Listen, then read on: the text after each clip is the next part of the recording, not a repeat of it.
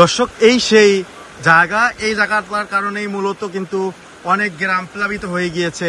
অর্থাৎ এখান দিয়ে কিন্তু পানির যে ধারটি সেটি কিন্তু নিচের দিকে প্রবাহিত হচ্ছে। অর্থাৎ এইখান দিয়েই পানির স্রোতের যে অবস্থানটি সেটি কিন্তু আমরা আপনাদেরকে দেখাচ্ছিলাম, এবং কিভাবে পানিগুলো প্রবাহিত হচ্ছে সেটিও কিন্তু দেখানোর চেষ্টা করছি। হাসিনা ভারতে পলায়নের পর থেকে এই বন্যার চাপটা বেশি দেখা যাচ্ছে।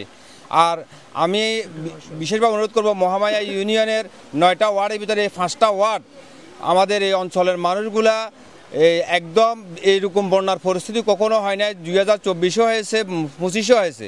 এই অঞ্চলের মানুষগুলো এমনি হতদরিদ্র, কিন্তু এখানে বন্যার যে কারণটা সৃষ্টি হয়েছে, যে এখানে বল্লামুখ বাচ্চা যেটা আমরা নির্ণয় করেছি, এই বাঁধটা ভেঙে গতবারের যে ভারতীয় এরা বাঁধটা কেটে দিয়েছে, এটা পুনর্বাসনের জন্য, এটা মেরামতের জন্য, এবং কি এই বাঁধটাকে এখানে শক্ত করে মজবুত করে করার জন্য বিভিন্ন পত্রপত্রিকা, সামাজিক যোগাযোগ মাধ্যমে ব্যাপক প্রচারিত হওয়ার পরেও সরকার এখানে শক্ত কোনো পদক্ষেপ নেয় নাই।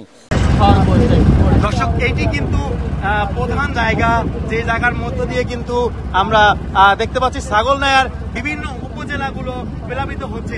অর্থাৎ এই জায়গা থেকে কিন্তু মূলত পানি অন্য অন্য এলাকায় যাচ্ছে। আপনাদের যদি আমরা একটু দেখানোর চেষ্টা করি যে কিভাবে স্রোতের পানির যে স্রোতটি সেটি কিন্তু বিভিন্ন এলাকায় প্লাবিত করছে, এবং নতুন নতুন যে গ্রামগুলো রয়েছে সেগুলো কিন্তু প্লাবিত করছে।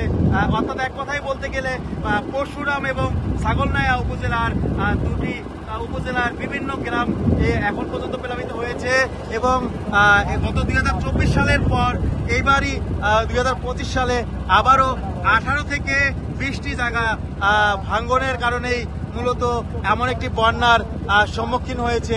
এটি কিন্তু এলাকাবাসী অভিযোগ করছেন যে কি কারণে এমনটি হচ্ছে সেটি কিন্তু আসলে কেউ বুঝতে পারছে না। আপনাদেরকে আমরা যেমনটি দেখাচ্ছি, স্রোতের যে অবস্থানটি সেটি কিন্তু দেখার চেষ্টা করছি, এবং